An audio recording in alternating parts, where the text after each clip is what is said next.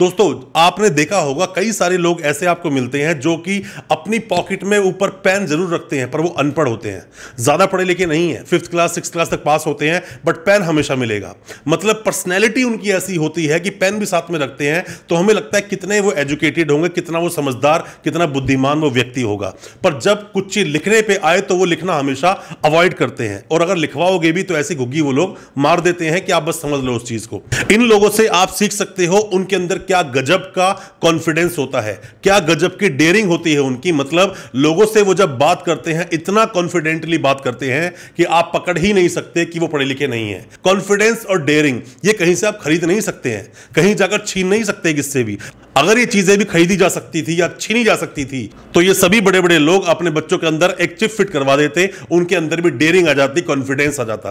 पर ये चीज आती नहीं है, ये चीजें कमानी पड़ती हैं, सीखनी पड़ती हैं। मैंने आपको हमेशा अपनी वीडियोस में बताया है, सबसे पहली इन्वेस्टमेंट आप खुद पर करें, अपने आप पर इन्वेस्टमेंट करें, अपने आप को कॉन्फिडेंट बनाएं, डेयरिंग बनाएं। विजडम आपके अंदर होना बहुत जरूरी है, साथ में एंथुसियाज्म, जोश। ये 4 चीजें आप खरीद नहीं सकते, 4 चीजें किसी से आप छीन नहीं सकते। मान लीजिए कि कहीं भी बहुत ज्यादा भीड़ है, अब आपको वहां सामने तक पहुंचना है, सामने पहुंचना है, भीड़ में खड़े हो जाओ, पीछे वाले लोग ही आपको धक्का मारते मारते मारते मारते काफी कुछ टाइम के बाद आप देखना आप सबसे आगे खड़े नजर आओगे, पर पहले उस भीड़ का हिस्सा बनो। अंबेडकर साहब की अक्सर मैं बात करता हूं अपनी वीडियोस में, आपने देखा होगा कि लोग उनके पास बैठने तक को तैयार नहीं थे शुरू में, जो उनकी जाति थी, पर उसके बाद उन्हीं लोगों की, जो लोग उनको पीछे हटाया करते थे, उनको कभी भी अपॉर्चुनिटी नहीं दिया करते थे, उनके सर पर बैठकर उन्होंने संविधान लिखा।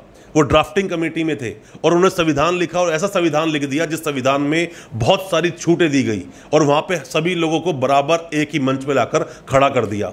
आप अपने आप को उस लायक तो बनाओ, उस भीड़ में से निकलो। तो हम एक को देखते हैं, उसके जैसा बनने की कोशिश तो करते हैं, सपने तो देखते हैं, बट उसके लिए एफर्ट्स कभी नहीं करते, हम उसके लिए कोशिश कभी नहीं करते।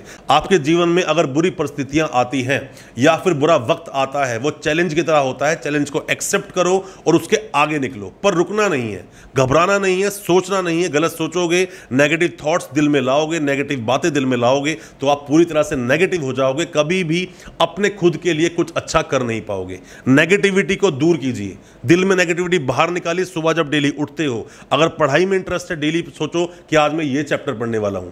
अगर कुछ करना है तो उस चीज के लिए डेली कुछ ना कुछ करते करते करते करते एक दिन आएगा कि आप बहुत आगे निकल जाओगे। ये चाणक्य नीति बोलती है, पहली बात बोलती है कि आप कभी भी खुश हैं, बहुत खुशी में कभी किसी को कोई वादा ना करें।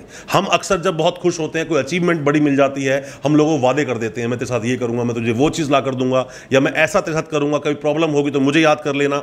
कभी भी ज्यादा जोश में आप हो, मतलब खुश हो बहुत ज्यादा, और आपके दिल में बहुत खुशी है, उस खुशी में आकर आपने किसी को वादा कर दिया तो वो वादा पूरा भी करना होता है। और जब आप वही वादा पूरा नहीं करोगे तो वही लोग जो आपके अपने हैं वो आपके दुश्मन हो जाएंगे। जब तक आप अपने सपनों के लिए खुद कोशिश नहीं करोगे तब तक कोई दूसरा आकर आपके सपनों को पूरा नहीं करेगा।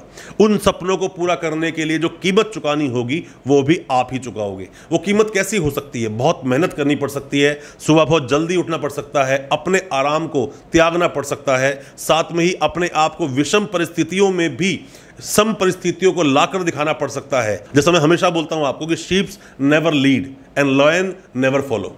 मतलब शेर किसी को फॉलो नहीं करता, कभी वो अपने रास्ते खुद बनाता है। और जो शीप, जो भेड़ होती हैं, वो किसी को लीड नहीं करती, सब चल रहे हैं एक दूसरे के पीछे, एक गिरेगा तो बाकी सब भी गिर जाएंगे। और ये कहावत भी है कि भेड़ एक के साथ में दूसरा भी कुएं में जाके गिर जाता है। कभी भी जिंदगी में कोई भी जोश में फैसला ना ले।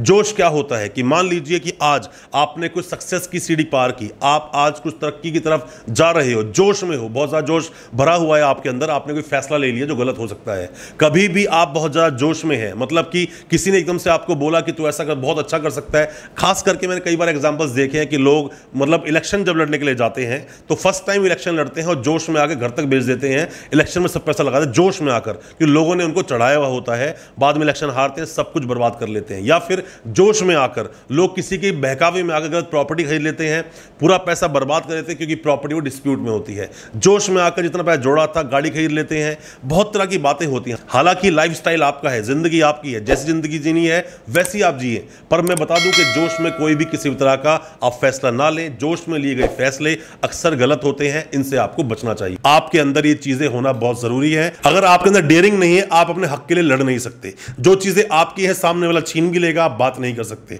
कॉन्फिडेंस नहीं है, अपने आप को प्रेजेंट नहीं कर पाओगे। कॉन्फिडेंस नहीं है, कहीं भी खड़े नहीं हो पाओगे। और लोगों बाय बर्थ, कई लोगों में काफी आपने बच्चे देखे होंगे जिनके अंदर गजब का कॉन्फिडेंस होता है, डेयरिंग होता है कुछ भी करने के लिए, और काफी बच्चे आपको सुस्त से नजर आते हैं।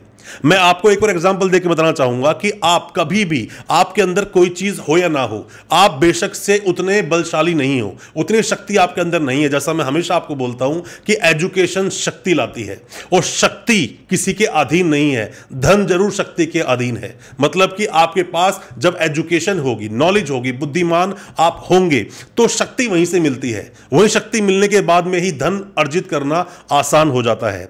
आप कभी भी एक उस सांप की तरह रिएक्ट कर सकते हैं जिस सांप में बिल्कुल भी विष नहीं होता, मतलब कि उसमें जहर नहीं होता, बट वो ऐसे रिएक्ट करता है कि आप वो काटे तो आप मर सकते हैं, और आप उससे डर जाते हैं। जो लोग चैलेंजेस फेस करना नहीं चाहते, मेरा मानना है कि वो आगे बढ़ भी नहीं सकते।